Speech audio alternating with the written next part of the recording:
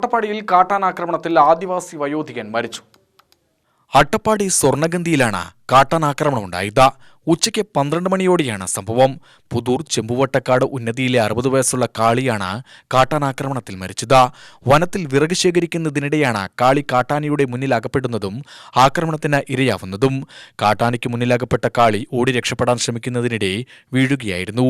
ഈ സമയം കാട്ടാന തുമ്പിക്കൈകൊണ്ട് അടിക്കുകയും നെഞ്ചിൽ ചവിട്ടുകയും ചെയ്തു. തുമ്പിക്കൈകൊണ്ടുള്ള അടിയിൽ ഇരുകാലുകൾക്കും പരിക്കേറ്റ കാളിയെ വനംവകുപ്പ് ഉദ്യോഗസ്ഥരെത്തി കോട്ടത്തറ ആശുപത്രിയിൽ പ്രവേശിപ്പിച്ചിരുന്നു. ആശുപത്രിയിലെ ഡോക്ടർമാർ പരിശോധിച്ചപ്പോഴാണ് നെഞ്ചിന് ചവിട്ടേറ്റതായി കണ്ടെത്താനായത്. ഗുരുതരാവസ്ഥയിലായ കാളിയെ തുടർന്ന് വിദഗ്ധ ചികിത്സയ്ക്കായി തൃശൂർ മെഡിക്കൽ കോളേജിലേക്ക് മാറ്റിയെങ്കിലും ജീവൻ രക്ഷിക്കാനായില്ല. ആംബുലൻസിലുള്ള യാത്രാമധ്യേ തന്നെ മരണപ്പെട്ടു. പോസ്റ്റ്മോർട്ടം നടപടികൾക്കായി പാലക്കാട് ജില്ലാശുപത്രിയിലേക്ക് മാറ്റാനുള്ള നടപടിക്രമങ്ങൾ പുരോഗമിക്കുകയാണ്. മേഖലയിൽ കഴിഞ്ഞ ദിവസങ്ങളിൽ ആനയുടെ സാന്നിധ്യമുണ്ടായിരുന്നു. ആളുകളോട് ജാഗ്രത പാലിക്കണമെന്ന് വനംവകുപ്പ് ആവശ്യപ്പെട്ടു. സംസ്ഥാനത്ത് 4 ദിവസത്തിനിടെ കാട്ടാനാക്രമണത്തിൽ 2ാമത്തെ മരണമാണിത്. UTV news, Attappadi.